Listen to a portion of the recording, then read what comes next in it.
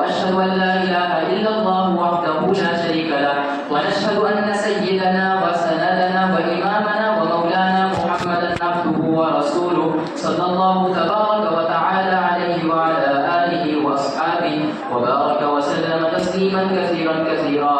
أما بعد، قال النبي صلى الله عليه وسلم: أرحم أمتي بأمتي أبو بكر، وأشدهم في أمر الله عمر، وأصدقهم حياء عثمان، وأرضاهم علي رضي الله تعالى عنهم أجمعين، وفاطمة سيدة نساء أهل الجنة رضي الله تعالى عنها، الحسن والحسين سيدا شباب أهل الجنة رضي الله تعالى عنهما، وحمزة أسد الله وأسد رسوله. اللهم اغفر للعباس وولده مغفرة ظاهرة وباطنة لا تغادر ذنبا.